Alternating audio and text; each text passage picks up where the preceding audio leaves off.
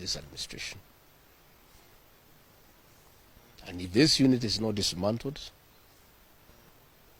we'll be giving the name of the building and the full names of that officer and his cousin in this administration. And these people are not answerable to the Inspector General of Police.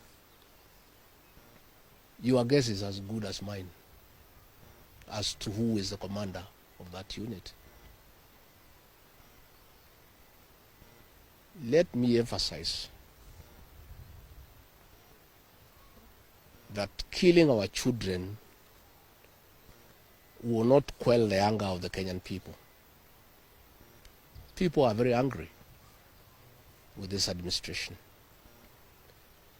Abducting young people is not a solution. You must address the cause of the disquiet, of the discontent. Why are people aggrieved with this administration? That must be dealt with. Abducting these children and killing them is not a solution. And I must remind my friend and brother, Dr. William Ruto, that since independence, no government has ever gone for children. This is the first administration in the history of this country to target children for repression and persecution.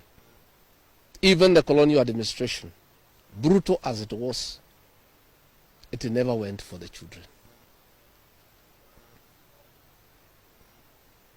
And the question the president must address is simple.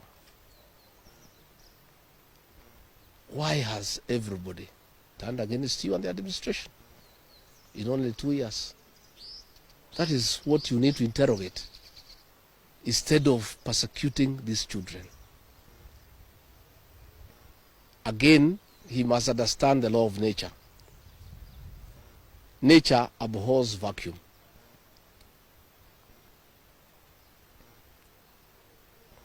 When you swallow the opposition and there is nobody to hold you to account, when you capture parliament and other institutions of oversight, since nature abhors vacuum, other formations will emerge to oversight you and hold you to account. And that is how the church has come up to hold the government to account. And that is how these young Kenyans have come out to hold the government to account. In the unfortunate event that these children were to be muzzled and silenced through death and abductions and other extrajudicial methods of silencing dissent, some new formations will also come up to hold the government in check because nature abhors vacuum. So the amount of repression that is going on in the country is unparalleled, it is unprecedented, and it needs to come to an end. I have just learned we have a prayer meeting in Shamata Ward in Nyandarua tomorrow, where I have a farm. The residents of that ward normally meets once in a year for prayers to close the year. We have prayers tomorrow. And the police commander there in that county is intimidating leaders to cancel those prayers, that they will not be allowed to take place, that they need a permit. I want to tell the county commander in Nyandarua that you don't need a permit to hold prayers. Again, is this repression by this administration. Even if you stop the people of Nyandarua from holding prayers, that will not change their political views of what they think about this administration. I want to say the prayers will go on. I'll be in attendance with the residents of Shamata. And if the police want to come and stop the prayers, they can go ahead. But that will just enrage the people even more. And those tactics of using police to stop prayers were tried by the previous administration. And the president knows how it worked out. You just agitate people more. You make people more rebellious. There is no need for police to interfere with people's rights of expression, of association, and the freedom of worship. So I want again to ask the Inspector General of Police to tell his county commander in Nyandarua not to interfere with the rights of the people of that area to hold prayers and to congregate to pray together, because those rights are guaranteed in the Constitution. And this is not the way to deal with dissent and discontent. Let the government take time to find out why people are unhappy. Why are people so discontented with this administration? But try to stop people from meeting, from congregating will not solve any problem. It will just magnify an already bad situation.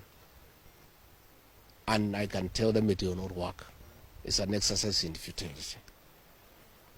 So good people, I just wanted to make those remarks about abductions, and I can answer one or two questions if there is.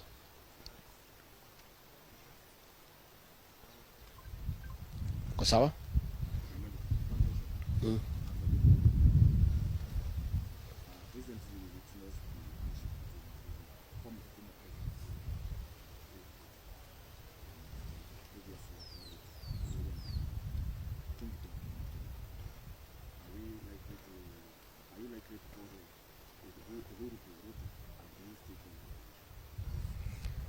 I don't know whether Uhuru is going to Ruto. I don't have such information. But I have said many times the people of this region don't follow leaders. It's leaders who follow the people. I don't follow anybody myself. I only follow the people.